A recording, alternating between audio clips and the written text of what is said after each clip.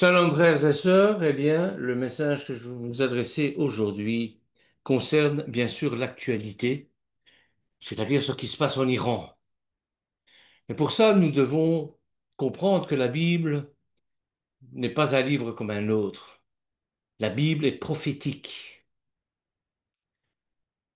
Israël est prophétique également. Dans le mot Israël, vous avez une notion de combat. Souvenez-vous, la première fois que le mot est utilisé, il est utilisé par Yaakov lorsqu'il attend son frère qui veut en découdre avec lui. Question du droit d'aînesse. Et son frère Ésav a levé une armée de 400 hommes pour en découdre avec lui. Et il l'attend à Yabok, au ruisseau d'Yabok. Il divise son camp en deux. Et durant la nuit, il a la visite d'un étrange personnage avec lequel il va se battre toute la nuit, jusqu'au petit matin. Et au petit matin, cet étrange personnage va lui demander de le bénir. Et il va le faire, il va le faire. Et c'est à ce moment-là que Yakov que cet étrange personnage, hein, va changer son nom de Yakov en Israël, c'est-à-dire celui qui a combattu ou qui combat l'Éternel. Eh bien, Israël, comme je vous le disais, la Bible est un livre prophétique. Israël, aujourd'hui, a toujours cette notion de combat contre l'Éternel. C'est-à-dire que, pour moi, Israël, c'est la matrice qui a fait naître le Mashiach. C'est la matrice d'où est sorti le Mashiach, et c'est dans cette matrice que le Mashiach reviendra également.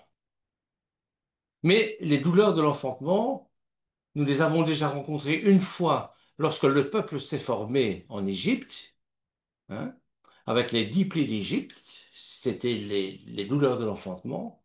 Mais il n'y a pas que l'Égypte. Si vous prenez chaque lettre d'Israël, vous allez voir chaque fois des belligérants contre Israël, qui sont, pour moi, en quelque sorte, les douleurs de l'enfantement d'Israël. C'est-à-dire que Jacob va devenir Israël. Et pour ça, il devra subir les attaques de l'Iran, I comme Iran, S comme la Syrie, RA comme les royaumes d'Arabie, E comme l'Égypte, ça nous l'avons vu avec l'Exode, L comme le Liban. Vous voyez que partout, il y a cette notion de combat. Et c'est vrai que lorsqu'on met au monde un enfant, ce n'est jamais sans douleur. L'accouchement sans douleur n'existe pratiquement pas, même avec la péridurale. Bon, ça aide, bien sûr, mais il y a toujours une douleur qui est là. Et vous verrez ça dans Genèse au chapitre 32, versets 23 à 33. Donc, de quoi nous allons parler ici? Eh bien, nous allons parler de l'Iran. Nous sommes rattrapés par l'actualité et nous allons voir le rôle que l'Iran joue dans le plan divin.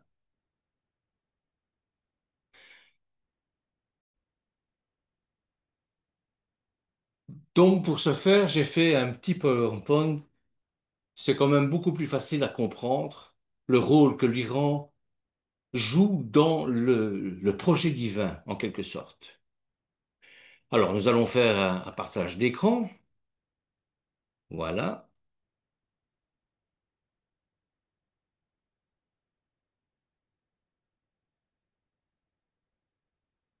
OK. Nous allons faire le partage d'écran. Voilà, voilà. Et nous allons donc voir ce qu'il en est au niveau de l'Iran. L'Iran qui, dans la Bible, s'appelle la Perse, bien sûr. Et pendant des siècles, l'Iran était connu sous le nom de Perse, Passache, Parache, pardon, Parache en hébreu. C'est le plus grand empire que le monde ait jamais connu. Mais une partie de son histoire est souvent oubliée. La Bible est tissée de prophéties, de récits de rois perses, de batailles épiques, de décrets royaux qui ont changé le monde. Et, chose surprenante pour beaucoup, la Bible parle de la Perse comme étant choisie et favorisée pour les grands desseins de l'Éternel. Il en ressort que, pardon, la Perse et le peuple juif ont joué un rôle stratégique dans l'accomplissement de la promesse faite par Dieu à Abraham. La promesse que Dieu bénirait le monde à travers Abraham, par l'intermédiaire d'Abraham, grâce à la foi d'Abraham, montrant comment Dieu est directement impliqué dans notre histoire. L'histoire avec un grand H, pas uniquement l'histoire des Hébreux, mais l'histoire des Hébreux s'implique directement dans notre histoire. L'Iran, dans la Bible, est même une offrande, offre même un réconfort à ceux qui vivent dans un monde d'incertitude. Difficile à croire avec tout ce qui se passe aujourd'hui. Et pourtant. Alors, si vous regardez un peu la carte du Moyen-Orient, vous voyez l'Iran, hein, avec l'Irak, ils sont très proches, hein. Vous avez la Syrie, tout au nord, vous avez le Liban, et vous avez en dessous, en jaune, Israël. Au sud d'Israël, vous avez l'Égypte. Vous voyez? Évidemment, c'est la carte d'aujourd'hui que je vous montre ici.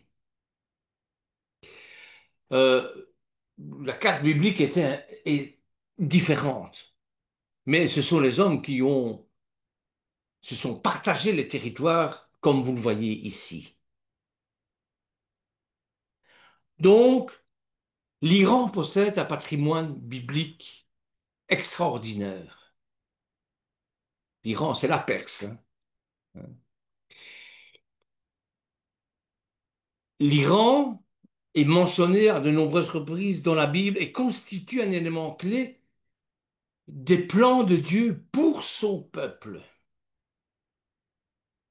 La Perse dans l'Ancien Testament, dans le Tanakh, eh bien,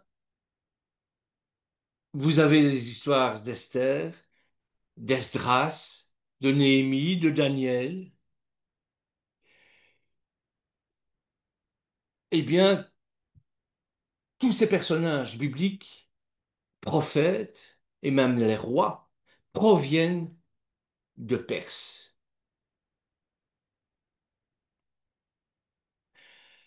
Vous avez, par exemple, il existe encore aujourd'hui des mausolées en Iran, le mausolée d'Esther, hein, que vous voyez sur la gauche de votre écran, de Daniel, qui se trouve sur la droite de votre écran, et de Cyrus le Grand également, qui se trouve tout en bas. Et ça, ce sont les preuves tangibles, physiques, que la Bible n'est pas un livre de contes, mais que l'Esprit de Dieu s'insère dans notre histoire.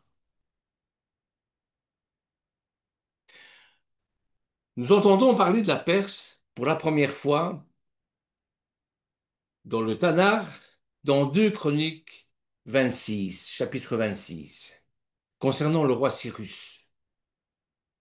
Puis dans Esther, où on parle du roi de Xerxès, où on parle de Suse aussi. Suse en Perse, hein, en Iran, en Perse, pas en Sicile, bien sûr. Donc, elle est mentionnée tout au long des livres de deux chroniques, d'Esdras, de Néhémie, d'Esther, de Jérémie aussi, d'Ereskel, de Daniel, d'Agé, de Zacharie. Donc, de nombreux prophètes proviennent de Perse, ainsi que des différences dans la Brit Hadasha. D'ailleurs, le prophète Jérémie parle de la restauration des lames. Dans Jérémie chapitre 49 verset 39, le Seigneur promet que dans les derniers jours, il rétablira la fortune des lames. Des lames, c'est ce que je vous ai montré, c'est ce que je vous montre ici en Iran, hein, près du golfe Persique, et où se situe une énorme production d'uranium, justement, hein, que les Israélites, les Israéliens, le Tsahal a bombardé. Donc, Elal est situé à l'extrême ouest, au sud-ouest de l'Iran actuel. Donc, vous voyez l'importance géographique, géopolitique, puisqu'on parle de rois. Et notamment, l'Iran a accueilli les rois bibliques de Perse qui ont pris le contrôle de l'empire babylonien, y compris le peuple juif qui était exilé à ce moment-là. Et c'est pourquoi Cyrus le Grand, Darius Xerxès, Artaxerxès sont si importants. L'empire perse a été créé par Cyrus le Grand au VIe siècle avant Jésus-Christ. Et il a été détruit par Alexandre le Grand au IVe siècle avant Jésus-Christ. Très vieille civilisation, très puissante. Les quatre puissants, les quatre grandes puissances qui ont essayé et qui ont mis au monde, je vais dire Israël, eh bien, c'est d'abord l'Égypte, c'est la Perse, c'est la Grèce avec Médès, c'est Rome. Vous voyez? Et c'est le roi Cyrus qui a obéi à l'ordre de Dieu de ramener le peuple juif dans ses foyers en Juda, 70 ans après son exil sous le roi de Babylone, Nabuchodonosor. Et Esdras nous dit que c'est le Seigneur lui-même qui a poussé son cœur à faire ça. Et Cyrus met en œuvre son édit de restauration en 538 avant Jésus-Christ. Vous verrez ça dans 2 Chroniques, chapitre 36, verset 22. Cyrus le Grand réalise ainsi la prophétie antérieure du prophète Jérémie. Il a même aidé le peuple juif à reconstruire ses temples. Vous verrez ça dans Esdras, chapitre 1, verset 4. Or, Cyrus le Grand, c'était un païen. Ce n'était pas un juif. Or, il a été désigné par l'Éternel pour ramener le peuple sur sa patrie. D'ailleurs, il a été nommé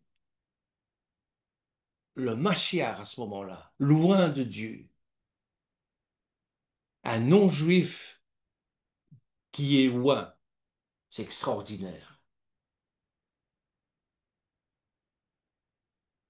Dans le Nouveau Testament, les rois mages qui sont venus avec leurs cadeaux pour adorer l'enfant Jésus, pour adorer Yeshua, je sais, vous allez me dire que c'est une tradition, mais il n'y a pas de tradition sans fondement de vérité. Hein. Eh bien, ces rois mages venaient probablement, étaient d'abord des astronomes, et je vais dire au niveau de la science, eh bien, c'est en Iran qu'on va la rencontrer. Les plus grands savants, c'était en Iran, en Perse. Donc ces astronomes venaient certainement de Yazd, dans le sud de l'Iran. Et ils observaient les phénomènes naturels pour identifier les changements indiquant des événements importants.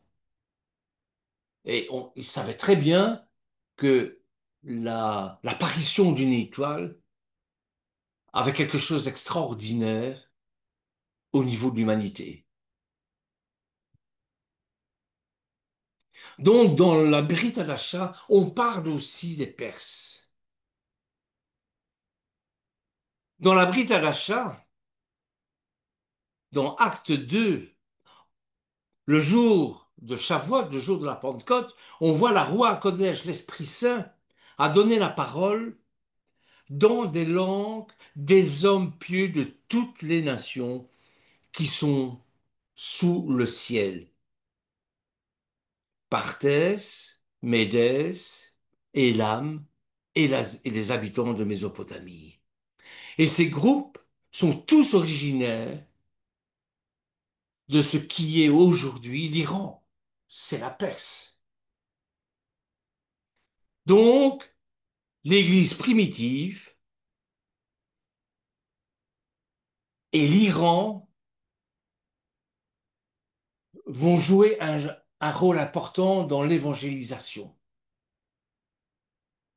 Et en Parsie, dans le territoire de Parthe, eh bien, c'est l'apôtre Thomas qui va développer, qui va évangéliser. Voyez? Donc, au fur et à mesure que l'Église naissante grandit, l'Iran continue à être touché par l'histoire biblique. Et l'Iran fait partie de l'expansion de l'Église menée par l'apôtre Thomas. D'ailleurs, Origène rapporte que le champ d'action attribué à Thomas était la partie où il a travaillé avec Bartholomée avant de se rendre en Inde. Donc, c'est pour vous dire que dans le fin fond des choses, les Iraniens ne sont pas antisémites, profondément antisémites comme les autres, que du contraire. L'Iran, aujourd'hui, est une république théocratique islamique, dirigée par des religieux. Et c'est à cause du pouvoir de ce clergé que l'on parle parfois d'un régime des mollahs.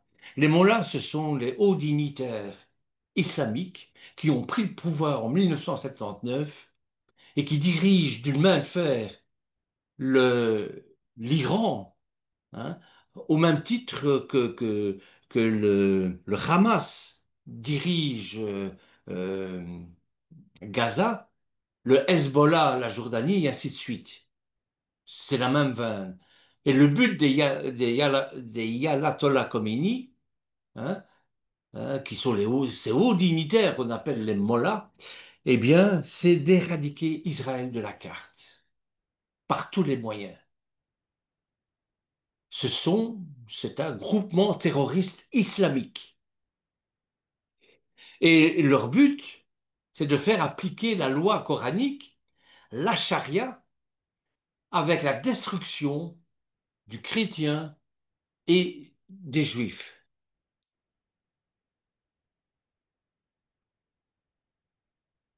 Donc, c'est au cours du XXe siècle, en Iran, que les mollahs s'intéressent de plus en plus au pouvoir politique. Et comme je vous l'ai dit, en 1979, une révolution a lieu pour renverser le Shah, un putsch, comme on dit, qui était une démocratie. Oh, enfin, démocratie. Le Shah n'a pas fait mieux, mais bon, euh, du moins, le Shah ne désirait pas éradiquer d'Israël de la carte. Donc, l'ayatollah Khomeini, l'un des meneurs les plus influents, a le statut le plus haut rang de la hiérarchie religieuse. Et il faut pouvoir, il va éliminer ses anciens alliés et va mettre en place une constitution religieuse. Et cette constitution religieuse va diriger l'Iran en tant que guide suprême. Le guide suprême commande au président élu par le peuple, à son gouvernement. Il est secondé pour environ 2000 représentants religieux chargés de veiller à ce que sa politique soit appliquée à travers le pays et également soutenue par la plupart des mollahs, dont le nombre est estimé à 180 000. Je vous dis, c'est une véritable dictature.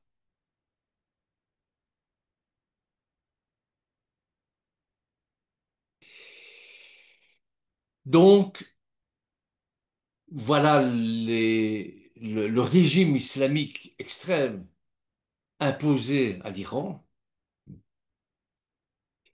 si bien que certains, certaines franges un petit peu plus libérales de la société iranienne va chercher régulièrement à remettre en question les contraintes conservatrices imposées par les religieux. Et elles réclament plus de liberté et des droits, surtout pour les femmes. Les femmes qui n'ont aucun droit, même pas celui de conduire, même pas celui de faire des études. Il suffit de lire le bouquin Jamais sans ma fille pour vous rendre compte à quel point cette suprématie religieuse est, est imposante, importante. Donc, c'est d'une main de fer qu'ils vont imposer les règles qu'il est même interdit de discuter. Alors, pour eux, le grand Satan, c'est bien sûr les États-Unis et Israël. Voyez? Donc, l'armée israélienne a mené vendredi dernier, des bombardements contre le site militaire et nucléaire, différents endroits du pays. Et l'État hébreu affirme disposer des renseignements prouvant que Téhéran est sur le point de se doter de la bombe atomique. Il y a des centrales nucléaires en Iran.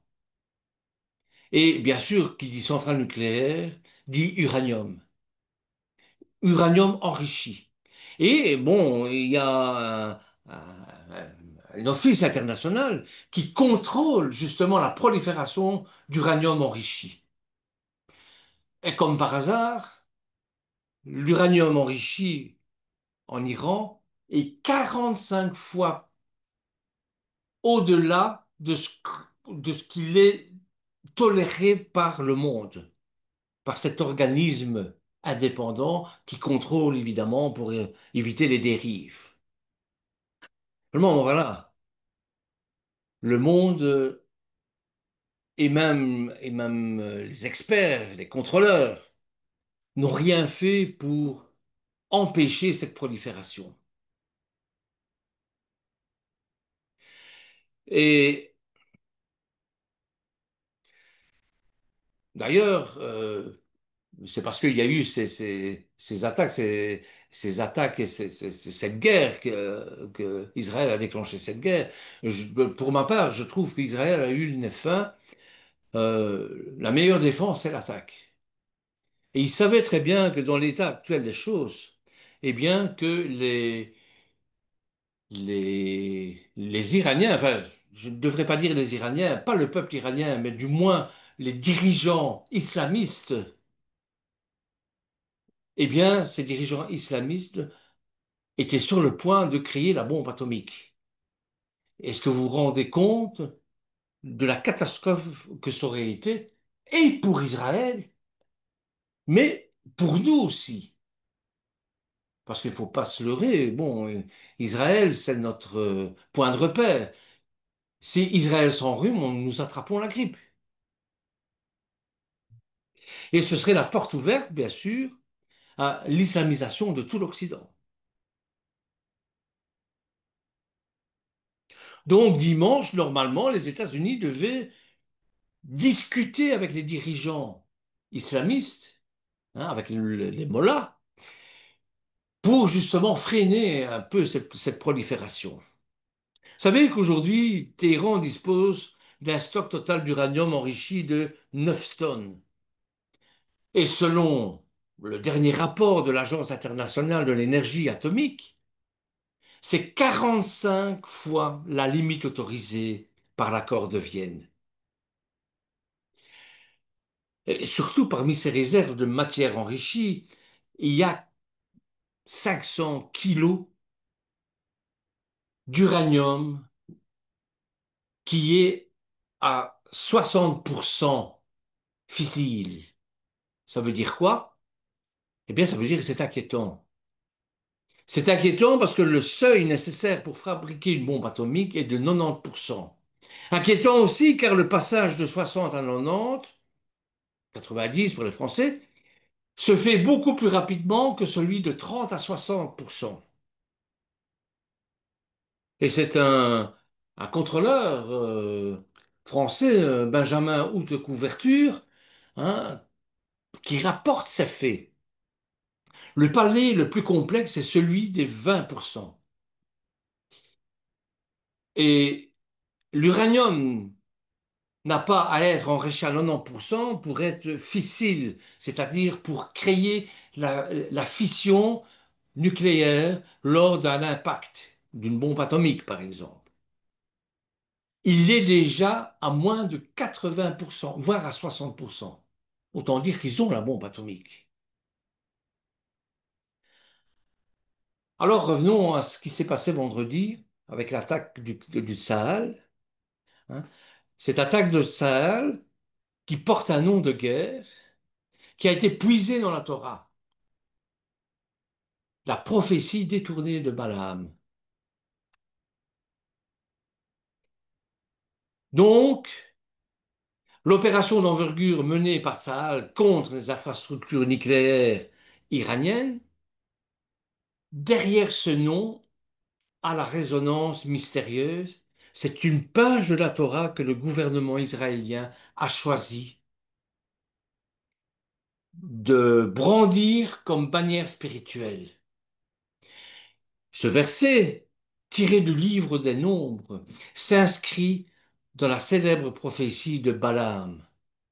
Souvenez-vous, Balaam, c'est ce devin païen recruté par le roi Balak pour maudire Israël et qui, par l'intervention divine, finit par le bénir. Et même s'il avait maudit Israël, eh bien, ça se serait retourné en bénédiction. Avant même le lancement de cette attaque préventive, le Premier ministre Benjamin Netanyahu a glissé une note entre les murs, entre les pierres du mur, au Kotel. Et on pouvait y lire: le peuple de Calavi se lèvera et mon lion sera exalté. Une citation à la fois biblique et stratégique, posée comme un sceau divin sur une opération militaire aux implications géopolitiques majeures. De la malédiction avortée à la bénédiction prophétique, le passage de la Torah choisi pour nommer l'opération fait partie intégrante du récit du Balak, roi de Moab, inquiet de la progression d'Israël à travers le désert après la sortie d'Égypte. C'est pour ça que je vous disais en introduction que Israël devra sortir, sera accouché par la lutte entre tous les belligérants qui sont autour de lui, et notamment l'Iran. Vous comprenez?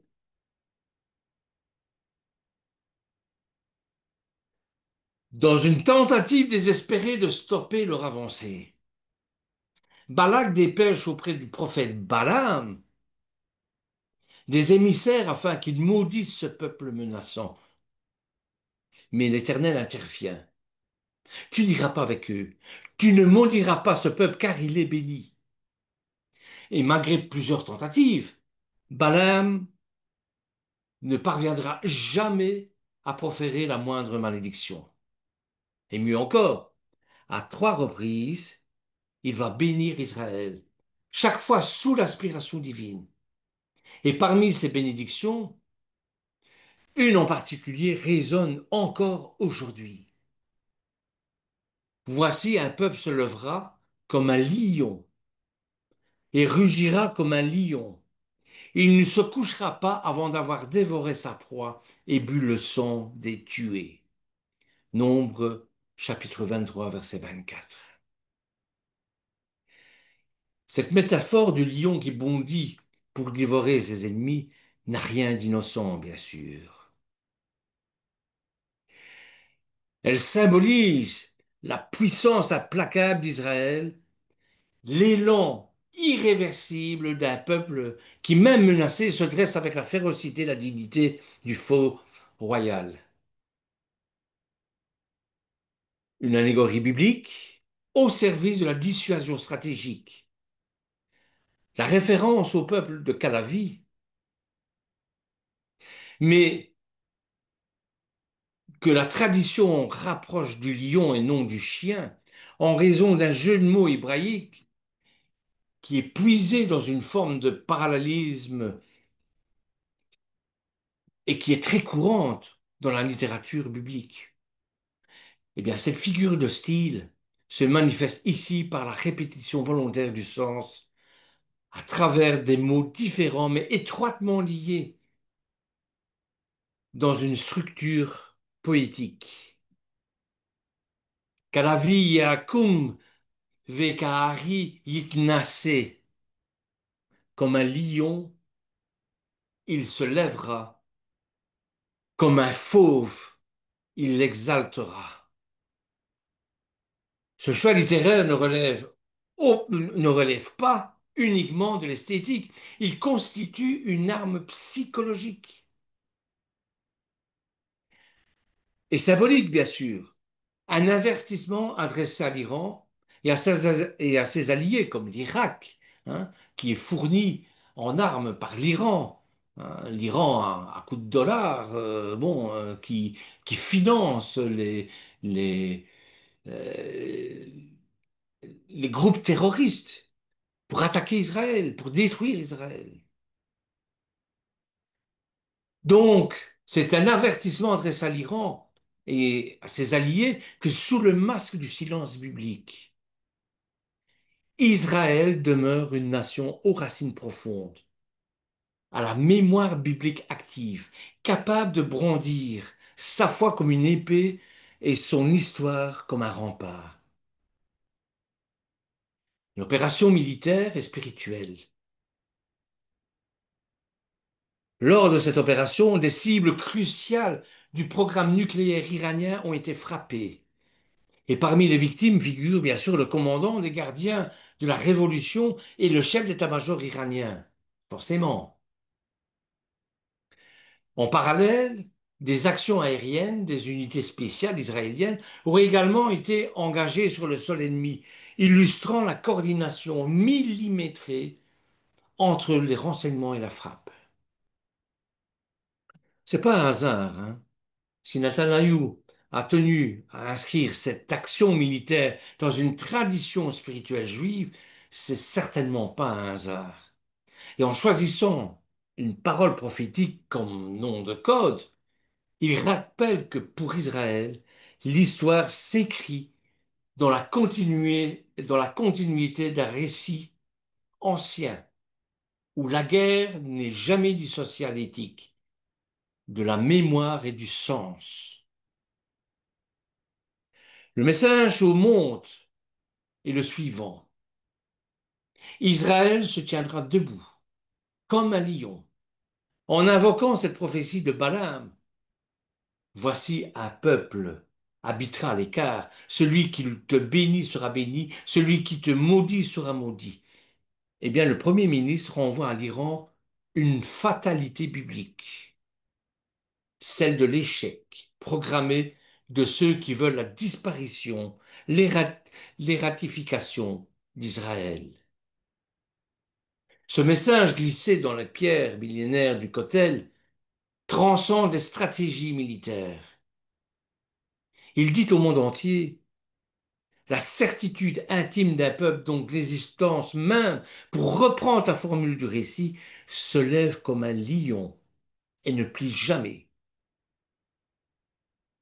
Le rugissement du texte sacré dans le tumulte des armes, l'opération baptisée Calavi n'est pas qu'une manœuvre tactique, elle est un acte enraciné dans la mémoire biblique et porté par la foi en la légitimité d'un peuple qui refuse d'être réduit au silence.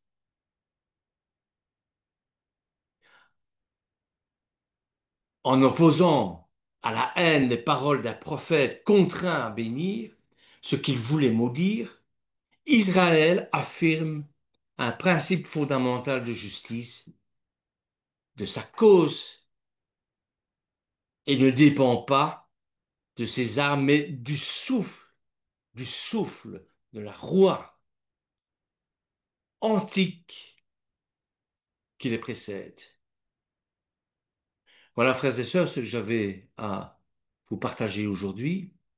C'est pas un sujet facile. C'est un sujet, bien sûr, qui est controversé par tout ce qui se passe. Mais voilà, le Seigneur m'a mis sur le cœur à vous partager ce que mon ressenti à ce niveau-là. Soyez des bénis et merci de votre fidélité. Euh, nous allons terminer, bien sûr, par une prière. Euh, et tout spécialement, cette prière, je la dédie au peuple iranien, qui n'est pas antisémite au plus profond de lui-même. La preuve en est, c'est que, bon, ce peuple a été choisi par l'Éternel pour accomplir les desseins de l'Éternel et aussi pour faire euh,